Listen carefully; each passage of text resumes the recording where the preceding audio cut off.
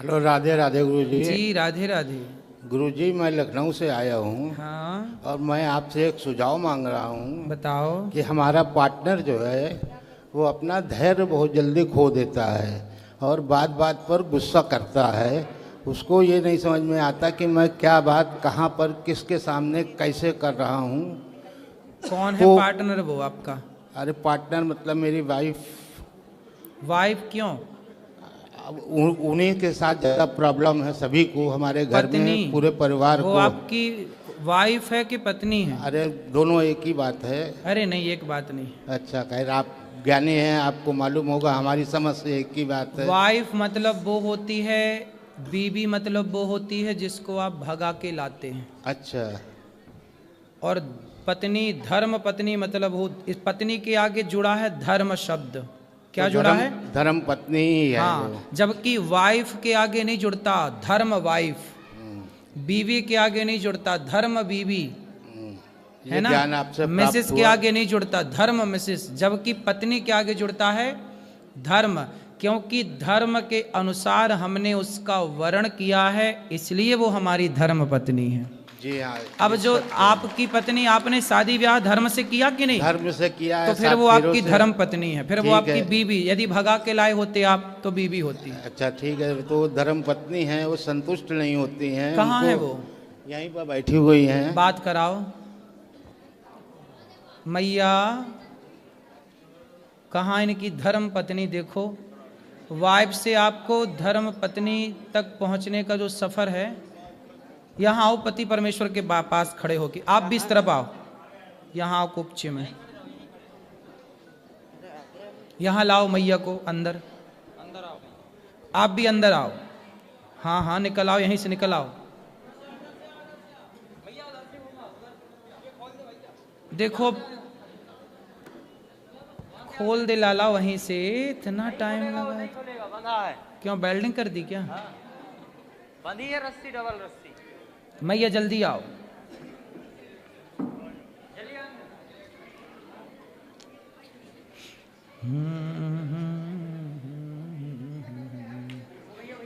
यहीं आ जाइए, यहीं आ जाइए, यहीं।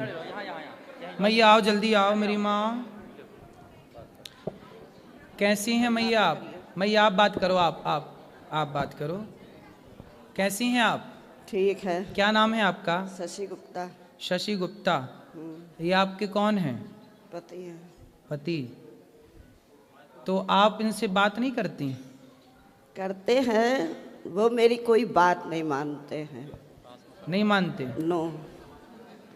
तो आप काहे नहीं मानते इनकी बात? अब बुढ़ापे में तो मान लो कुछ बात अभी है। तक मारते हैं हमको, बहू है, दामाद है, मारते हैं। ये बताइए, हम समझदार हैं, हमारे बच्चे सब समझदार हैं, बेटियां दोनों हमारी, एक प्रोफेसर है और एक जो है तो बैंक में है। सब समझदार हैं, सब पूरे परिवार को समझते हैं, मगर ये नहीं समझती हैं तो आप इतने कि वो बड़े हमारा हैं। परिवार है। और ये इनकी नाजायज़ बातें कैसे कोई मान ले? जायज़ बात तो हम मानते ही हैं, लेकिन अब ये कहें कि हम अभी खड़े हो जाओ, अब हमारे अभी मान लो तकलीफ है, हम नहीं खड़े हो पा रहे हैं, तो इनको पेशेंस रखना, धैर्य रखना चाहिए, बस ये क्रोधित हो जाएंगे। मैं आपकी बात से सहमत हूँ। आप बहुत पढ़े लिखे हैं, आपका परिवार, आपके बच्चे बड़े बड़े हैं, बहुएं बड़ी बड़ी हैं, समझदार हैं, नौकरी कर रही हैं। आप अपनी पत्नी को मारते हैं? मारने का कारण यही है कि आदमी कब तक बर्दाश्त करेगा। एक सीमा होती है बर्दाश्त करने की। ठीक है। और वो सीमा ऐसी हो जाती है कि सीमा से भी पार हो जाता है, तब क्रोध आता है, और क्रोध में आदमी क्या कर सकता है ये तो आप भी समझते हैं। यहाँ तक कि आत्महत्या तक मैं करने की कोशिश कर चुका हूँ इन्हीं की वजह से। नहीं तो क्रोध इतना क्यों करना है? चलो, जब गलत बात होती है तो कैसे कोई लड़के अब मुंह पर माँ है, माँ के मुंह पर तो बच्चे नहीं कह पाते हैं, लेकिन पीठ पीछे तो समझते हैं। मैं आपकी बात से सहमत हूँ, अभी मैं मैया को समझाऊंगा, पर मुझे आप आज ये वचन दे दो कि नारी पर तो हाथ नहीं ही उठाना चाहिए। मैं चाहता भी नहीं हूँ कि मैं किसी पर हाथ उठाऊँ, क्या नारी हो चाहे बच्चे हो। बच्चे हमारे बड़े हो गए, जब तक छोटे थे ना समझते तब तक मैंने उनको मारा। अब मैंने कभी उन बच्चों पर कभी हाथ नहीं उठाया, आज 20 साल से ज्यादा हो तो गया है। बच्चों पे हाथ उठाना छोड़ दिया है तो पत्नी पे भी हाथ पत्नी उठाना- पर भी नहीं उठाता हूँ, लेकिन वही है ना कि इतना क्रोध दिला देती हैं। जब आपको गुस्सा आए ना हाँ, तो आप एक उंगली उठाओ, इसको ऐसे उठाओ, इसको यहाँ रखो। वो करता हूँ। हाँ, दिन भर में अगर ये 100 बार बोलेंगी तो मैं 80 बार 70 बार जो है चुप रहता हूँ। अच्छा। लेकिन 30 बार तो बोलना ही पड़ जाता है कि कैसे क्या करे। मैया बात करो। मैया काहे ऐसा बोलती हो कि ये देखो चुप नहीं रह पाते, आप ही चुप रह लो। आपसे क्या बताए, अब आप गुरु हैं, नहीं बता सकते हैं। फिर भी आप ना बोला करो। देखो आप लोगों की इतनी उम्र हो गई, आप लड़कपन आपका बीत गया, जवानी आपकी बीत गई, अब आपका बुढ़ापा है। आपके बच्चे भी मेरे से बड़े हैं, मेरे से उम्र में बड़े होंगे, पोता भी आपका होगा। अब आप इतने बड़े हैं, समझदार हैं, इसलिए मैया आप एक मंत्र मेरा याद कर लो। किसी भी परिस्थिति में अब आप हर कुछ भी हो, आप ये समझो कि जो है सब ठीक है, भगवान का नाम बोलो, आप कुछ भी मत बोलो, मैं तो यही करती हूँ, कुछ भी मत बोलो। मैं आप ही के दिन भर कथा सुनती हूँ, आप ही उसमें रहती हूँ। अब कुछ भी नहीं बोलोगी आप। हाँ। जब आप कुछ भी नहीं बोलोगी तो इन्हें गुस्सा नहीं आएगा, जब इन्हें गुस्सा नहीं आएगा तो ये आप पर हाथ नहीं उठाएंगे। अरे कोई बात गुरुजी नहीं मानते, कोई बात, हैं? कोई बात नहीं मानते, नहीं मानते कोई बात नहीं तो मानते। कोई बात नहीं, ये तभी नहीं, मैं नहीं बोलती हूँ। ये नहीं मानते ना तो मत मानने दो। बहू का पक्ष लेंगे, बेटियों का पक्ष लेंगे, बस हम ही को मारे पीटेंगे, ये गलत बात है ना। अब ये कह रही हैं कि बहू का पक्ष लेते हैं, बेटी का पक्ष लेते हैं, क्या वो समझदार नहीं है? क्या वो ये नहीं जानते कि हमारी माँ सही है या गलत है? अरे भगवान, अब ये उम्र ये डिसाइड करने की नहीं है कि सही है कि गलत तो है। वो जब माँ सही ही होती है, माँ गलत नहीं होती। माँ कैसे गलत हो जाएगी? ऐसा कौन सा ये काम करती माँ है? तो सही होती है, लेकिन फिर- माँ का व्यवहार, जैसे आपके यहाँ पर इतनी माएँ आती हैं, तो कभी आपने माँ से ये नहीं पूछा कि आपने ऐसा व्यवहार क्यों किया जो आपको लड़कों ने निकाल दिया? कुछ माँ का व्यवहार भी तो गलत होता है, अच्छा, जिसकी वजह से बच्चे प्रताड़ित होकर निकाल देते हैं। माँ का व्यवहार कितना भी गलत हो, लेकिन बच्चों को ये अधिकार तो नहीं है कि वो अपनी माँ को लात मारे या थप्पड़ मारे। लात नहीं मारते, थप्पड़ नहीं मारते हैं, ये गलत है। उन्होंने कभी नहीं मारा, हमेशा इन्हीं को शांत किया है। जो गौरी गोपाल आश्रम में वृद्ध माएँ रहती हैं ना, जी। उनमें से कुछ माओ को बेटों ने लात मार के निकाला। हमारे चलो यहाँ माना, हाँ। माना कि माता की भी कोई गलती होगी, हाँ। लेकिन गलती इतनी तो नहीं होगी कि बेटा लात मारने लग जाए।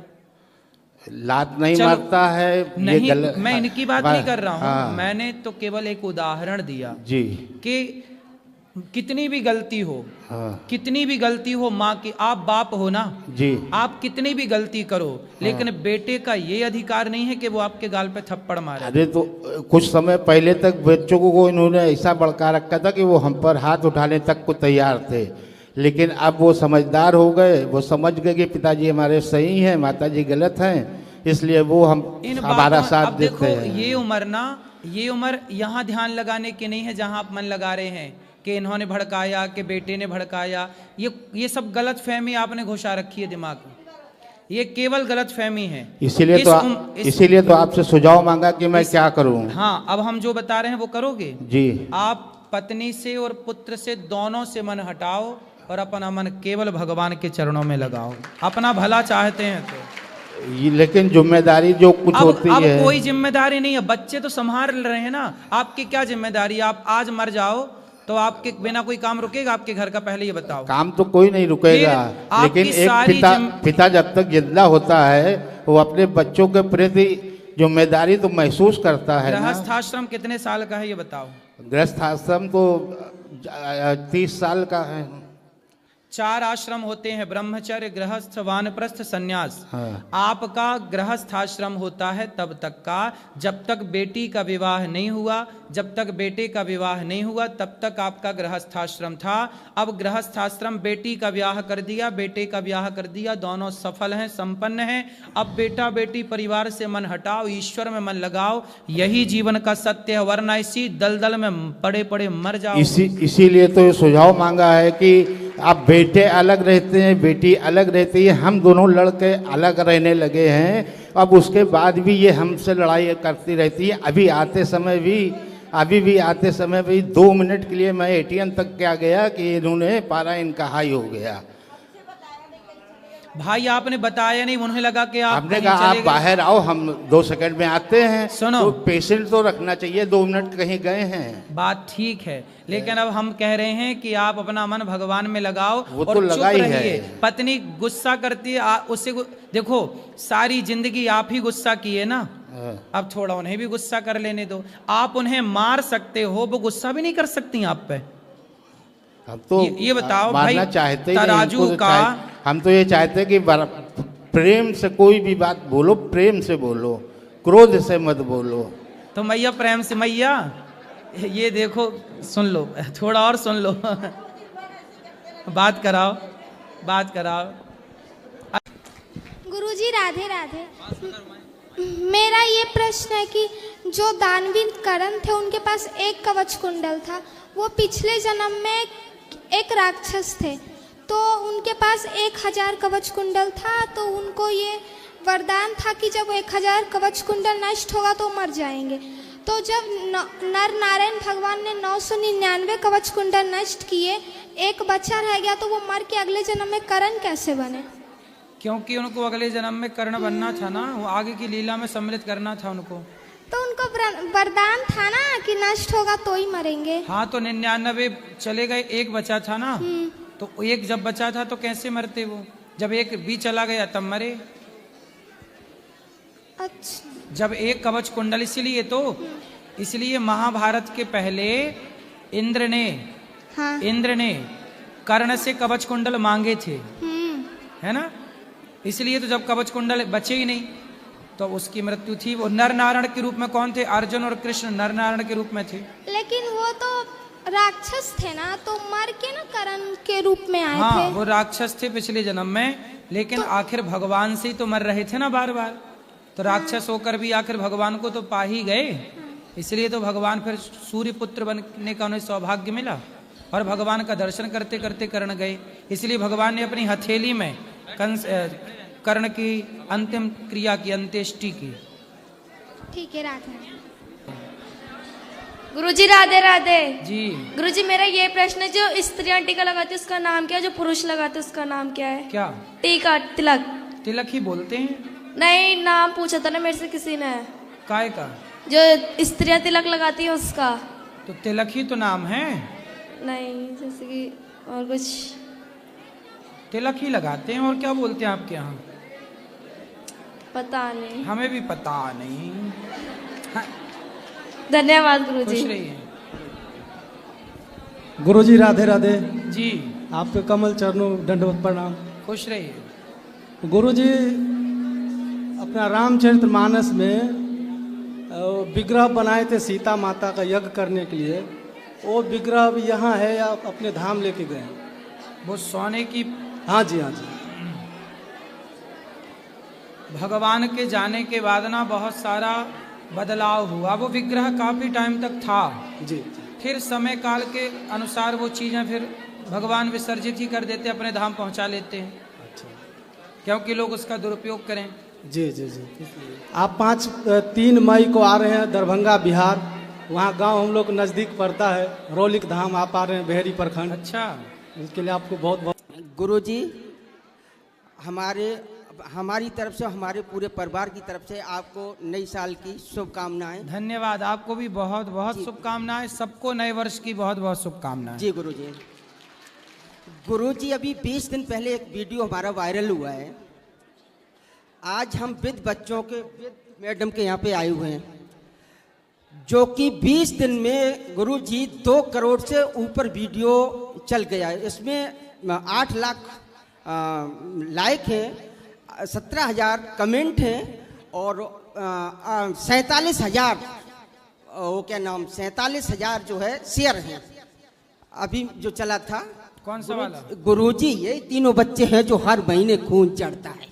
अच्छा जी गुरुजी, अभी हम 21 तारीख को खून चढ़वा के आए हैं। वो मेरे पास वीडियो भी हमने बनाया हॉस्पिटल का। ये परिवार बर्बाद हो चुका गुरुजी। उस टाइम हमने एक चीज़ नहीं बोल पाई थी, केवल मोबाइल नंबर अपना गुरुजी। मेरा मोबाइल नंबर गुरुजी अगर शेयर कर दो तो हजारों घर ये बोल रहे हैं कि अपना मोबाइल नंबर और अपना गूगल पे वगैरह अगर शेयर करो गुरुजी के माध्यम से, तो गुरुजी इतना आप कर दो तो हो सकता है कि आपके चरणों की दुआएं इन बच्चों को लग जाए ना। अगर 1.5 महीना खून ना चढ़वाएं इन बच्चों पे गुरुजी, मेरा रो रो के तो बुरा हाल हो ही चुका है। मेरा परिवार ये देखो, तीनों बच्चे, ये बच्ची राधा है, ये एक बच्चा है दिव्यांशु और ये बच्ची करिश्मा, 11 साल 9 साल 7 साल, तीनों बच्चे हो गए। तो उसके बाद ये बीमारी फैली मेरे घर में। 8 साल से एक बाप क्या रखता, जो जमीन बेच चुका, पूरा परिवार बर्बाद हो चुका गुरुजी।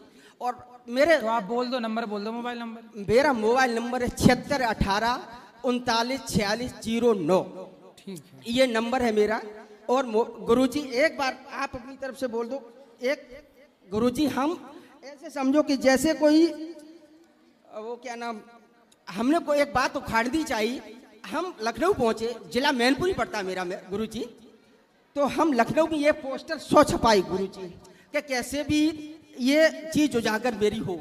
इसमें कोई गलत नहीं लिखा गुरुजी, एक बार पढ़ के आप बता दो इसमें कोई गलत। इसमें गुरुजी हमको अरेस्ट कर लिया गया 3 साल पहले, क्योंकि ये आत्मदहन कर ले यहाँ पर।